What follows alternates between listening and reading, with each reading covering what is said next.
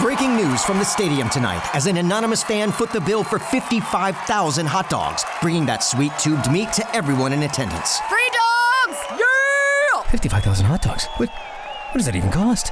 While the identity of this Frankfurter philanthropist remains anonymous, their all-beefy generosity will go down in history.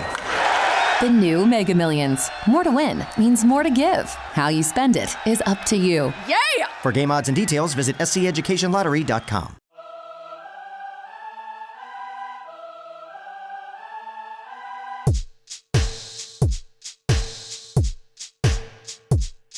Flipping back the calendar to highlight yesteryear's finest while exploring the vast archives in cinema history. This is the Movie Review Rewind podcast on Nashville Movie Dispatch.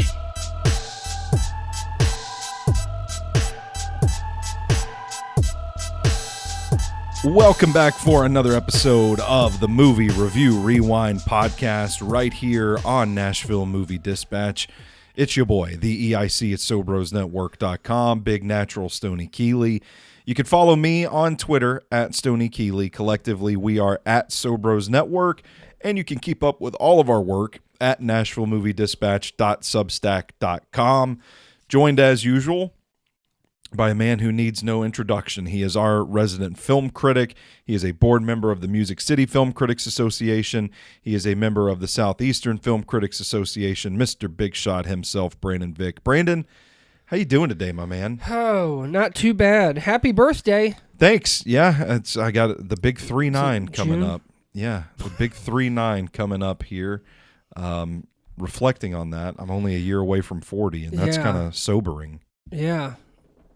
Well, I don't turn it till September 39, but I am... So you got a little more time than Yeah, I do. I don't know. I don't know. It doesn't actually scare me as much as it probably did if I was like 24 and someone was like, God, can you imagine when you're 40? And now that I'm almost 40, I don't really feel... I feel like that's what everyone says, which maybe I think it's a way of like... It's making crazy. It easier to live with. To me, it's like the time between turning like 16 and 17 feels like the same amount of time between turning 20 and 25 and the same amount of time as between turning 30 and 40. Yeah. It's like things just move quick. I've blinked and I'm 40. I'm approaching 40. And what have I done with my life? That's the thing I struggle with. Well, I try not to answer. I try not to ask those questions. It makes me feel better. Sit in my office and I'm like, what have I done with my life? What have I done? My life could be half over for all I know. Well, I'll tell you this. You've helped people with their draft. Well, that's true. So there you go. Yeah. And by the time you're 40, no one's going to remember that draft. No, it's the next one. Yeah. It's So always chasing that next one. Depressing in its own right. So. Well, the movie we're going to talk about today, I remember seeing that when I was a little one. 2010? Yeah. You were I was out of college. just a wee lad. We've lived long enough to watch this turn into a live action one. Yeah, so how about it? It's interesting. We picked this movie for a couple of reasons. For one, we got to thinking about it, and it had been a while since we talked about an animated feature on Movie Review Rewind. I don't think we've done it on this show since WALL-E, and that was one of the first episodes. And I think you're right. I think I think that's true, and I just I really enjoyed actually this whole trilogy. Yeah, I don't remember I'm a big fan. actually seeing. I can't remember anything about the second and third film, so I don't know if I actually saw them. But for this one, also just released a couple of weeks ago, we get the live action remake of How to Train Your Dragon. So felt relevant at the time, filled a need for us. But for me, going back and rewatching this from 2010. Wow. I mean, it's like, I don't know, man. I felt like I enjoyed it more on the second watch than I did the first one. And I think it hit me that this is probably one of my favorite animated films ever. It's like it checks so many boxes, and watching it through a lens, I'm not a parent, but like a lot of my friends are parents. and watching it through the lens of being a parent and like what this movie communicates to kids, to me was kind of, it was a different viewing experience, a different perspective than I first watched it. Yeah. And it made it feel important in a way that I was like, man, I heavy fuck with this film. I think that happens a lot when you, I don't know about heavy fuck film, but there's a lot of stuff I watch now as a parent that it just, it moves you in a different way than, Sure. when I've seen this movie, I mean, at least a handful of times. Yeah. But it's kind of crazy because what was it, 2010? So what, in 15 years, right? Yeah. They've done 3 movies and a live action movie. Well, that just doesn't was, seem like there's that much time in between. That was going to be my question for you. I don't know if you would say that it undermines the original. Yeah. But for me, at the very least, I think you can ask the question, like 2010 is not, doesn't feel like that long ago. Are we really ready? Like the last sequel, the third one came out in what, like 2019, I think? I think so. So like, are we really ready for a How to Train Your Dragon reboot? I guess the thing is that if you think about it, 15 years, so there's a lot of kids that probably never watch the animated ones. Yeah. I'd say shame on you, but I do think it's right at that time where I think a lot of people of a certain age, kids, are going to see the live action first. Yeah. And maybe be surprised that there was an animated movie, much less the whole trilogy. Yeah.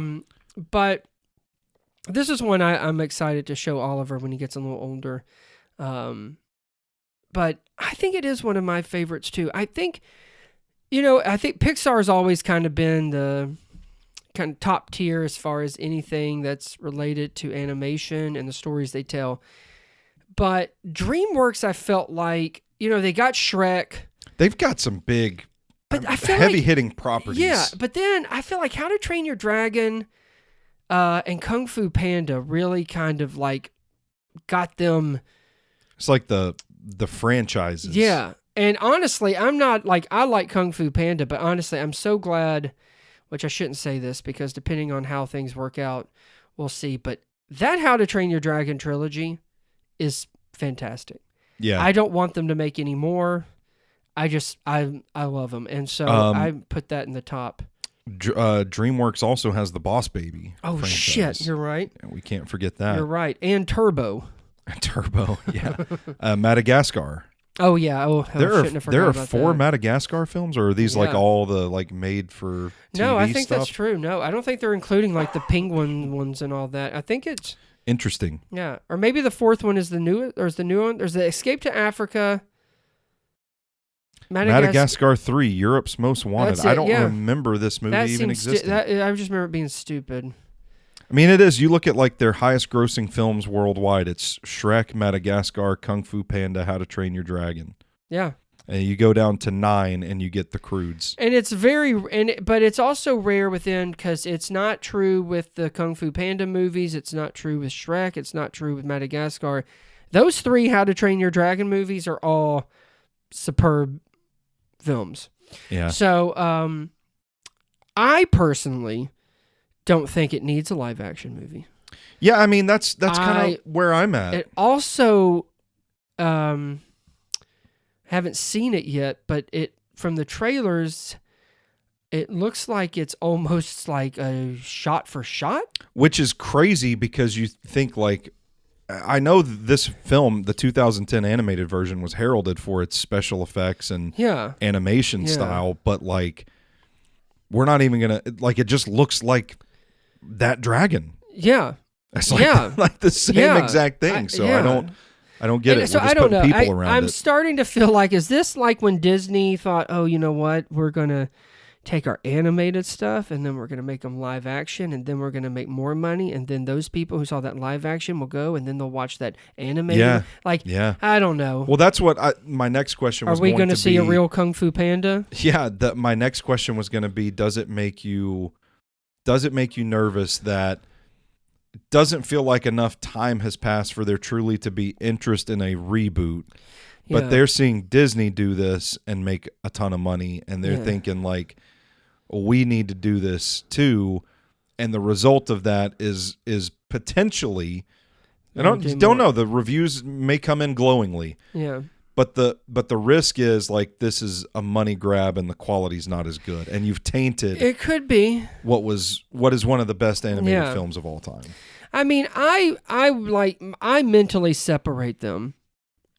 Yeah, The animated should stand on their own. They're the original. So to me, yeah, it would be awkward to see a live action and then have an animated later for these. But I didn't realize the Wild Robot was DreamWorks too. By the way. oh yeah, that's a good one. Go ahead. Sorry, I cut you off. But no, and so I guess if it's not for money, then what's it for? Especially if you're going to just reshoot it. Like I guess I get that they can introduce this to a new generation. I understand that, but like I don't. But then I think it's also at the same time I think it's kind of cool that Gerard Butler is going to play the dad. Yeah. But then I also thought, wouldn't it be cool if Jay Burchell just was that kid too? Even though I think he's 47. I have no idea. Yeah.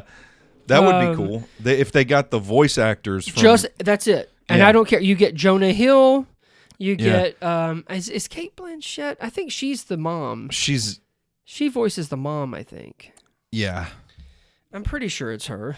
Yeah, because it's not a big role that she fills. Yeah, no. Well, by the third one she kind of is more but I shouldn't give it away. But it has a lot of people in it. But Yeah, it does. But now Gerard Butler, which is fine, but I don't know, man. I just I get the one thing I do get besides the generational thing where it's trying to reach a new audience is when I see why it's an action adventure movie and it's got dragons and dragons are cool again because of Game of Thrones and House of Dragons. So I get why if DreamWorks was going to make a live action out of one of its animated movies, I see why this is going to be the first one. It just doesn't, because I feel like the possibilities are endless with animation.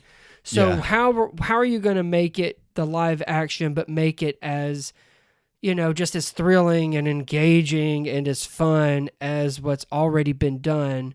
Which, by the way, I haven't forgotten that people don't need a live action. You can just show them these animated movies and be all caught up. But yeah, so I get the appeal. I don't know. I guess because I like the trilogy so much, the animated ones, that that feeling of that Disney greed it lingers. So, what do you make of the live action craze as a whole? Like, has it been fruitful? Like, do you think they're mostly good movies, like that do the original stories justice, or? No, I don't think anything has really. If I'm just talking like the Disney stuff, like the strict remakes, we got to take Cruella out of it because Cruella ruled. Yeah, no, that and what's sad is that's probably the best one. I want to say the Jungle Book was pretty good. And I liked Cinderella wasn't bad. I don't even remember that one. Yeah, Kenneth Branagh did it, and Kate Blanchett was in that as the wicked stepmother. Okay. I don't remember that movie at all. Yeah, and what's her? What's her name? It's Lily something. She was Cinderella. Lily Rose Depp? No. I don't know. I don't know. Anyway, maybe it's Lily James. Anyway, but I think Jungle Book, I remember thinking Mulan wasn't bad, but see, nothing like, I would rather just watch the animated ones. So that's kind of where I'm at with How to Train Your Dragon. I haven't even seen the film yet. So me too. I don't know. Frankly, I don't know that I will. Maybe one day if it's on streaming somewhere, I'll probably put it on just to see. But I just don't like. Cinema Chronicle fans may demand that they hear my review. You never know. the one thing I kept coming back to, excuse me, when I was rewatching the film for this podcast was like, it just hardened my stance that I'm like, this film's great. Yeah. If I get It really is. If I get the feeling to watch this movie, I'm going to watch this movie from 2010. Yep. And I don't know. I mean, it's, I'm not going to. It works on every level. And what's funny is if you watch there, I can't remember when. I think it was when we saw the third one. But the difference, you want to see how great animation's gotten? Watch those 3 How to Train Your Dragons back to back to back. Man. By the time you get to that third one, it's astonishing. For me, the thing that really stands out is just how realistic the landscapes look. Oh, that yeah. They're in. Oh, yeah. I mean, and that's in 2010. It's not like, the Polar Express where the characters themselves look so lifelike. Yeah. I mean, they are cartoonish characters in How to Train Your Dragon, but it looks Yeah. at times like they're just literally overlaid with live footage of the forest somewhere. Yes. And Yes, it's I agree. so impressive. And you put it in the context of 2010. Like, this is still 15 years ago, which really is probably like 17 or 18 years ago that they actually started working on it. Yeah. Something like that. So it's been a long time, and I still see stuff today that just doesn't stack up to this film from an animation standpoint. No, I agree. And just the story. The story alone is, I don't know, I feel like since then, I think a lot of people have they've kind of taken and, replaced certain pieces and have tried to still kind of do this kind of storytelling that they just nailed it. They really did. And the voice cast. Well, I was talking about. There's a lot of people in it. They do such a great job, and that animation is just so pristine and it's so vibrant. And I mean, who needs a live action when you've got a movie like that feels already so much alive in animation? I just don't think it can be topped. So one of the reasons that critics really universally loved this film. Yeah. I mean, I think it's like 99% on Rotten Tomatoes. Oh, that sounds crazy. I'm going to look it up to verify. I think you're thinking of Paddington 2. Maybe that's what it is. But, they cite the animation style. They cite the heartfelt story. But this voice acting cast is... I mean, it's something else that I don't think I truly appreciated the first time that I saw it. But this is some really good voice acting in this movie. Yeah. Like this, I don't think the cast is on point. The story is on point, but the execution, to me, is what elevates this to a great movie. Just beyond your standard issue animated family flick.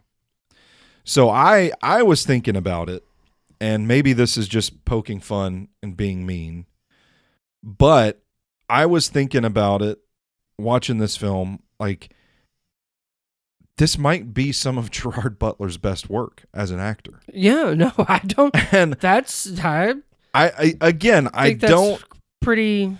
I don't mean to be rude. But I don't think Gerard Butler, I don't know how many good movies he really makes anymore. So that was one of the questions I had for you when the voice cast in this film is so critically acclaimed. Gerard Butler knocks it out of the park. I'm going through his films in my head thinking, okay, let's get down to brass tacks. What is actually better from a performance standpoint than Gerard Butler in this movie? Do you have an answer to that? Just all acting? All acting, yeah. I know you're a fan of the Den of Thieves franchise. Well, that's the one thing. Big Nick is quite the character. And now seeing both movies, he makes those movies. And I don't know if anybody else could really play Big Nick quite like Gerard Butler. I liked 300. 300, yeah. I mean, that's probably about it. I mean, I think I mentioned on Cinema Chronicles back in January for Den of Thieves 2, where there's like Greenland and Cop Shop. Things are kind of very underrated, but he's actually good in, and the movies are good. Yeah. You know, but it is, I mean, How to Train Your Dragon is something he's going to be remembered for. I mean, there's no way. And I would say that even before the live action one came out. What are your thoughts on P.S. I Love You? I don't think I liked it.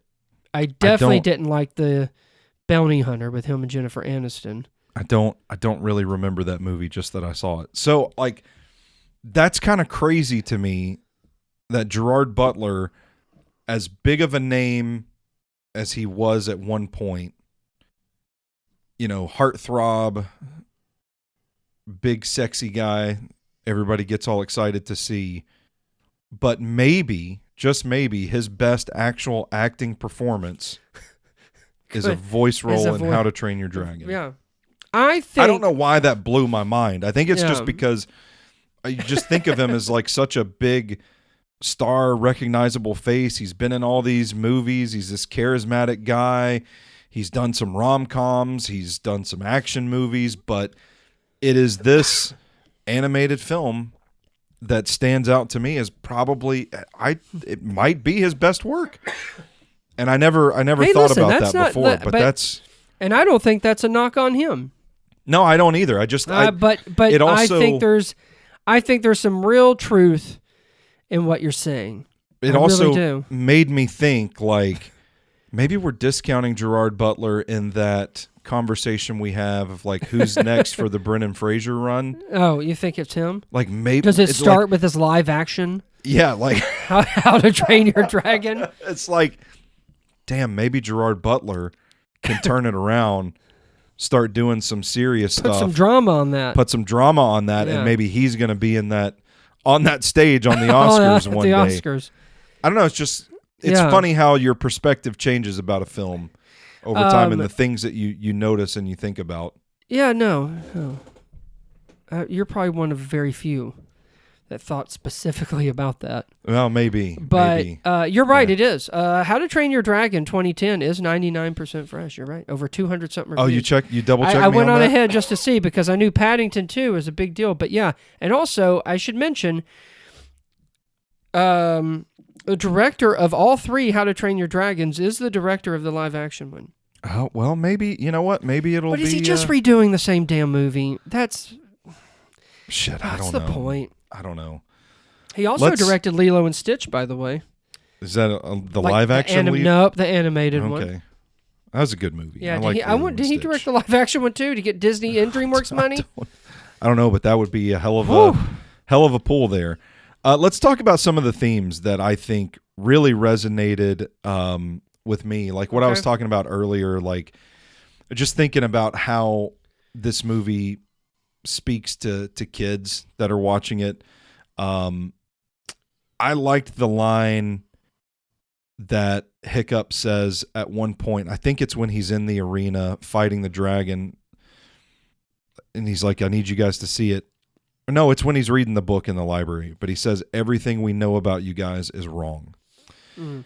And I think it's like, I didn't really pick up on it at the time, but I do think that it is an interesting way of saying, not necessarily question what you're told, but like, don't just accept the generation before you's prejudices towards certain group of people that you might just not know or understand. Right. And to me, that was probably the most powerful thing to come out of this movie. Yeah. Is like to lay those preconceived notions at the door. Yeah. Kind of deal. Yeah.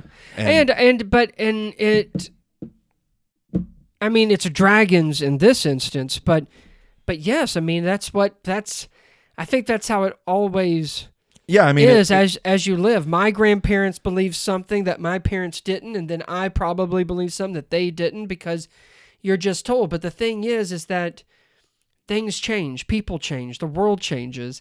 And for them, they can't imagine a world of those two coexisting together. Yeah. And obviously that's been the case since, I mean, humans have walked this earth, that there's something or somebody that that are less than, they're not equal. It's like, we shouldn't just default to fear Right. that which we don't understand. Right. But at the same time, it does kind of play into how powerful fear is. Yeah. And how it can control you, because you're not even wanting to see what's out there. It's not just the I just imagine people listening, all you hear is us go back and forth coughing, Yeah. trying to talk about Toothless. my voice is giving out on me a little bit, but it's not even just the fear, but like, so we don't understand the dragons, but also we've just been taught, well, we're Vikings, we fight dragons. This is That's what we do. Yeah. So you're battling this element of fear. We don't understand the dragons, but also the pressure from your parents to fight the dragons, when it's like nobody has stopped to step back and say, hey, should we really just be killing these things blindly just because they're dragons? Like, Yeah. where is the bridge to be built? Yeah, I mean, it really is. It's the price of being misunderstood. The price of being misunderstood? Yeah, and, for sure. And it goes both ways. They both think that they are here to harm one another. You know what I mean? And you're right. It's of a generational thing that tells you one thing and not to question it. Yeah. And so I like that. I think that is the most meaningful message in the whole thing. Not that there's not other ones, which I'm sure you'll get to, but yes, that one I just thought was really good, because they really, and of course what's neat about it is that the other two movies you kind of see like they actually needed each other. Yeah. They didn't have, and I think there's always that thing that says, if we only would have done this sooner. Yeah. I think it's also a really neat look at the importance of showing compassion. Like being a good friend to somebody that needs a good friend. I think there's a little bit of man's best friend, like a boy and his dog kind of trope here. Yeah. But I think that it shows what extraordinary things can happen just from a moment of compassion. Yeah. When he says he's going to kill Toothless, and then he can't bring himself to do it, and instead cuts Toothless free of the rope binding him. Yeah, I was gonna say I like the compassionate part, because I was just thinking it's just one of those of where what he's doing is considered a weakness. Yeah, and it's like if the tribe, the village, caught wind of this, they would have this dragon slaughtered. Right, and like you said, but then he would have been what? celebrated as a hero. The first Night Fury ever. Nobody's ever even seen a Night Fury, much less compromised one. Right, and then just let him go to a permanent end. I'm describing Toothless like Osama bin Laden, but captured and compromised to a permanent end. But I agree, and I think what the thing is, and I think it's a common theme throughout all the movies, is that in a weird way, of everything that's not supposed to be and everything that you've been fighting against, I mean, Toothless and Hiccup are they're each other in their own clans. Yeah, Mm-hmm. And they both are. A Night Fury is like, I guess there's a difference, because I think Night Fury is kind of this, like you said, it's almost like this mystical thing. Yeah. And Hiccup kind of just seems as like, he'll never get out of his father's shadow, much less wanting to change what they've done for, however many centuries. So, but I just like that they both are kind of right there and then. They are much more the same than they are different. And of course that messaging builds as, this is just like we talked about, this is how things are done. And so I agree. And I think that message goes a long way. If you, compassion is not a weakness, and look what it actually does. And, And my God, I mean, you know, it's funny. I mean, it is one of those kind of like underdog, least likely to be the hero of this story, because his father is very much the, you know, predictable image of what a man should be. Yeah. And Hiccup's not. Yeah. Which I think is another thing that the film speaks to. It's not necessarily like a revolutionary thing. I feel like a lot of these animated family films kind of touch on the idea of like accepting your loved one's differences and learning they to end up changing your view too, and you learn to love people for who they are and accept that. I think there's, you know, it kind of touches on the idea of being yourself as well, like not being afraid to just be yourself, your authentic self. But like I said, like those aren't really revolutionary things in these types of films, but it is something to me that adds another layer of depth. That when you think about like the messaging of this movie, it's like, we check those boxes too. Yeah, it's just a complete, and it all emotionally fits in. deep story. Yeah, it's like a domino effect. You kind of start with this one, and then it you know, it reveals the rest. Yeah, yeah.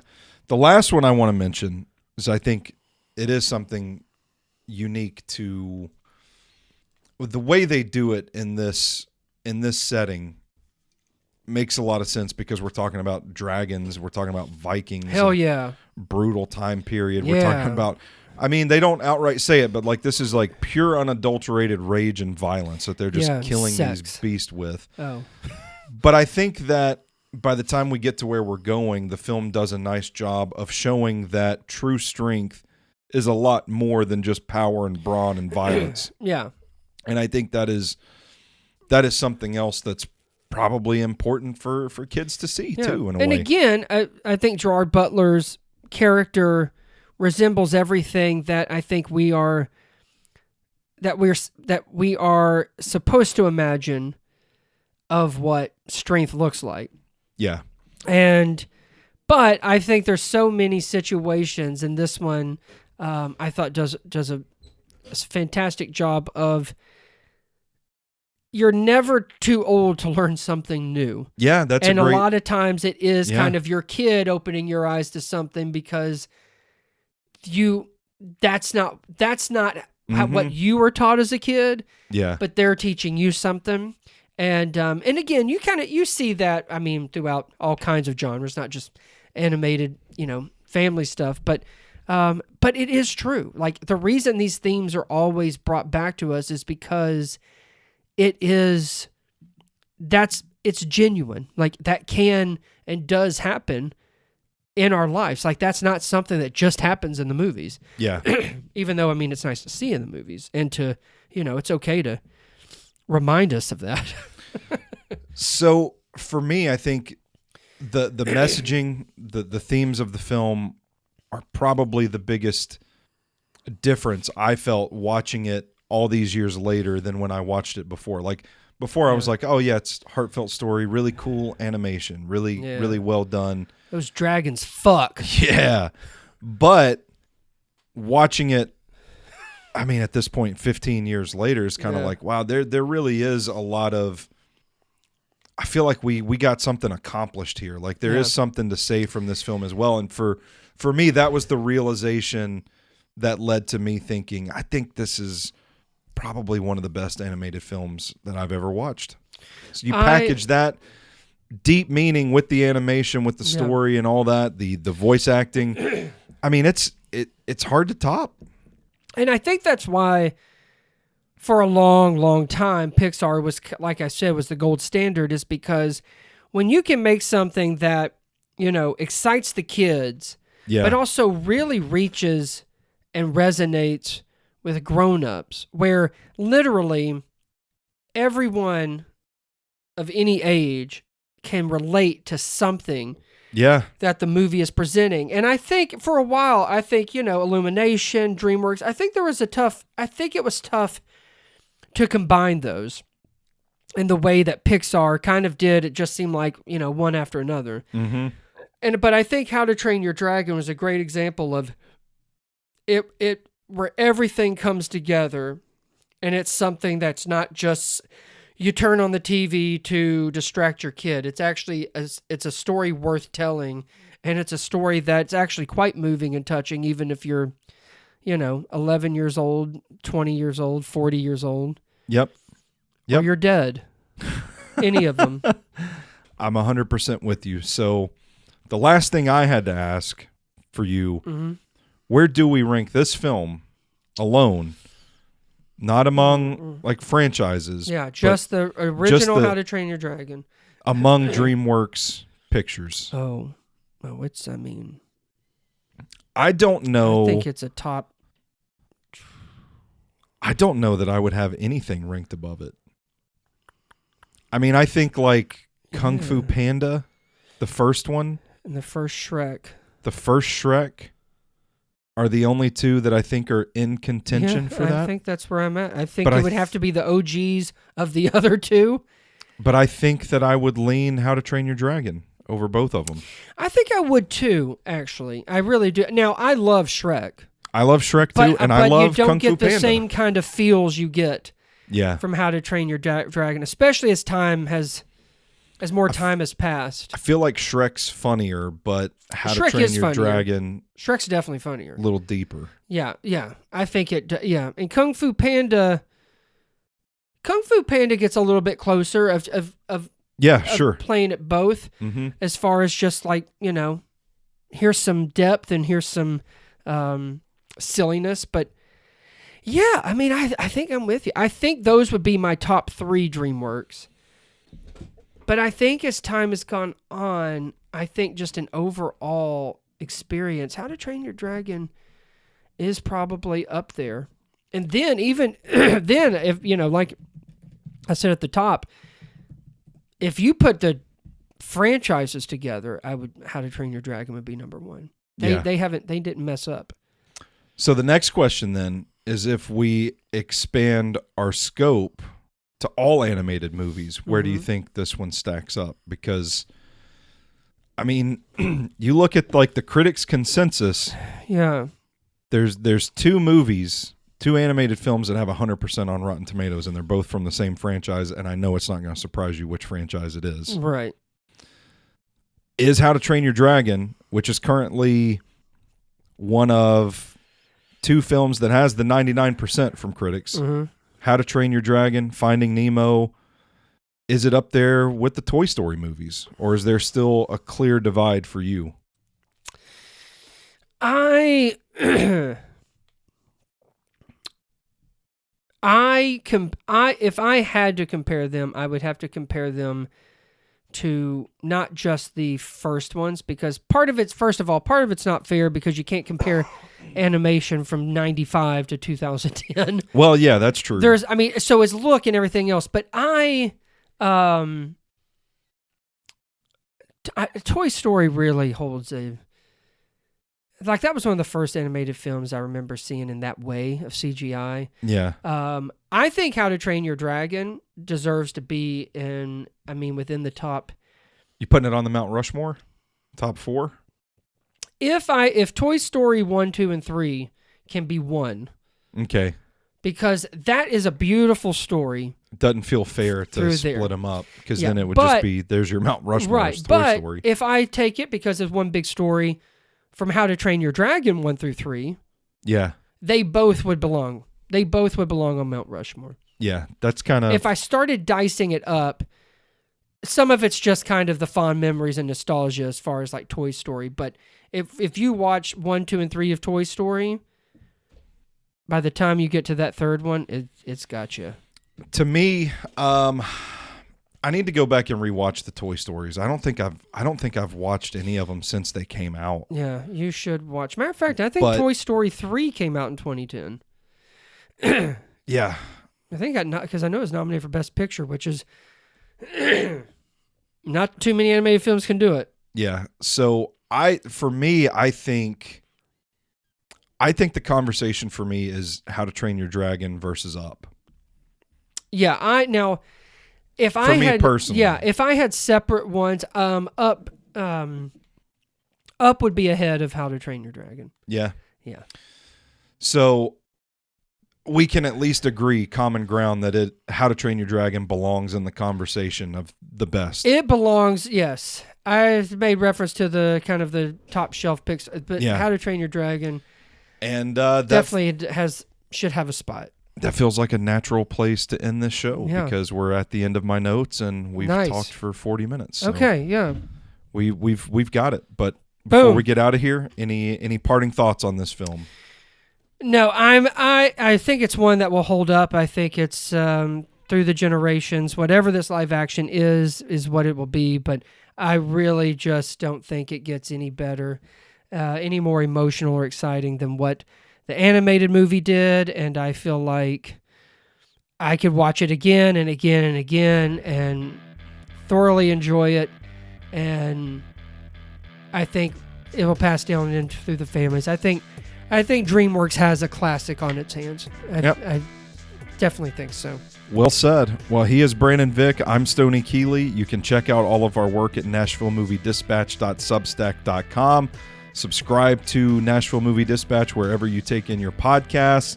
And I forgot what I was even going to say to close it out.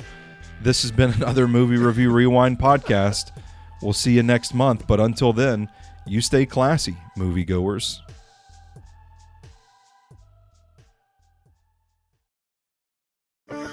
Having a life scholarship and being able to afford to go to college made me feel inspired to go. When I got a life scholarship, it was such a relief. I knew that I wanted to have an impact. Having a life scholarship through the SC Education Lottery was huge. It gave me the opportunity to make that impact right here at home. The South Carolina Education Lottery. A better you, a better us, a better South Carolina. Visit sceducationlottery.com/betteryou.